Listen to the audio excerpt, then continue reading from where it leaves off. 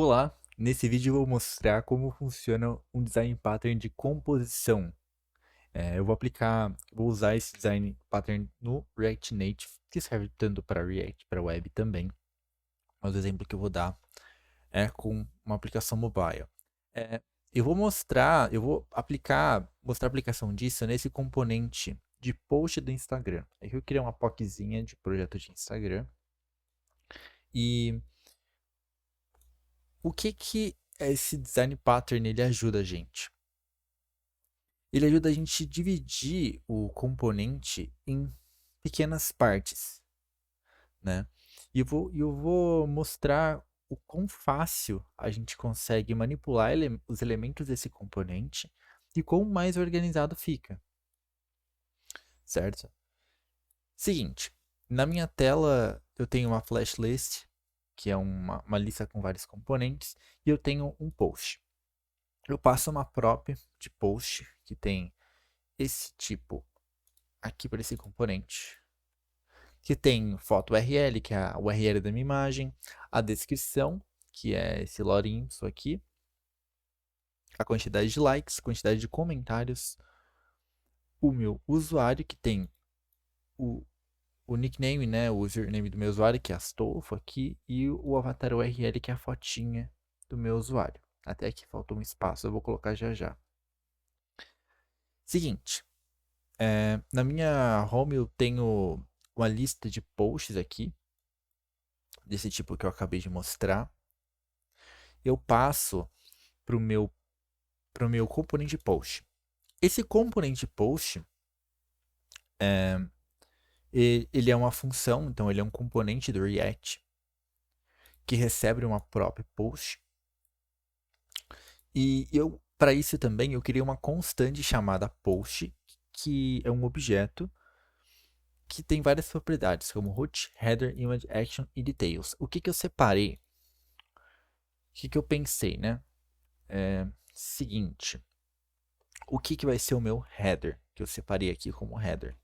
O header vai ser o cabeçalho do meu post. Então vai ser essa partezinha aqui de cima onde tem a imagem e a descrição. E pode ter até esse botãozinho aqui, né? Então vai ser o cabeçalho. A gente consegue deixar esse cara separadinho para caso a gente queira fazer alguma alteração, achar no código é muito mais fácil.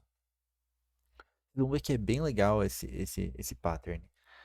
Então a gente consegue usar. Se vocês perceberem, todos esses componentes, esse fragmento de componente, todos usam do mesmo dado, que é o dado do post. Então, o que você pensa? Se nos detalhes eu preciso do nome do usuário, a descrição do post, quando o post foi criado, ontem.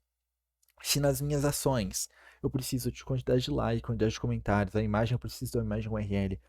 Todas essas partes de post precisam do meu objeto post original.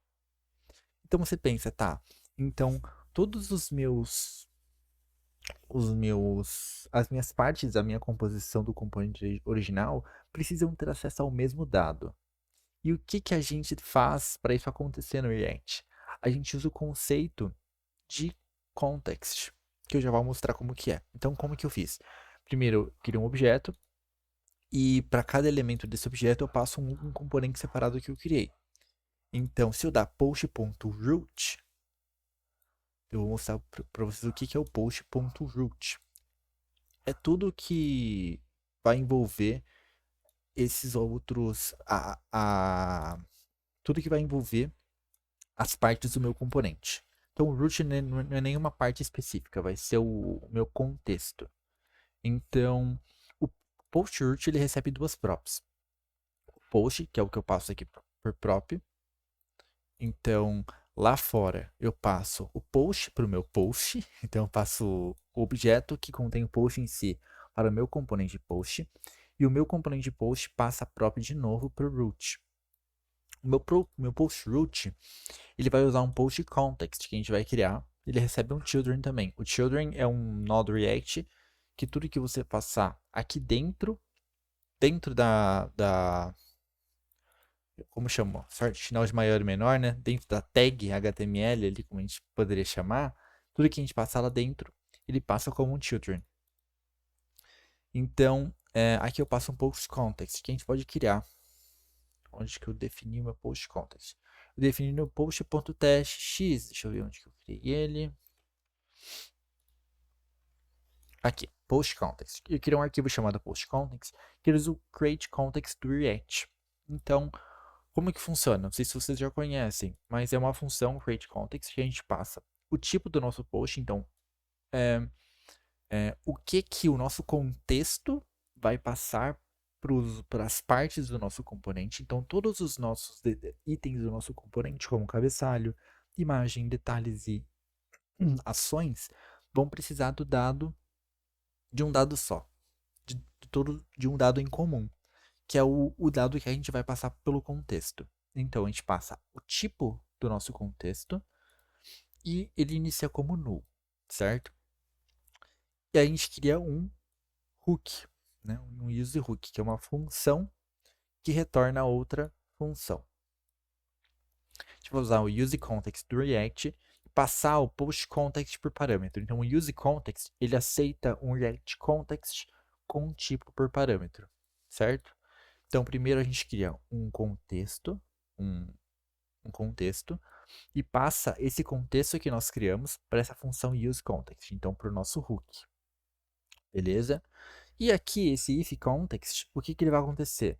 Caso algum componente como header, image, actions tente entrar aqui dentro, vocês vão ver que ele utiliza o usePostContext para poder usar o nosso post dentro do componente.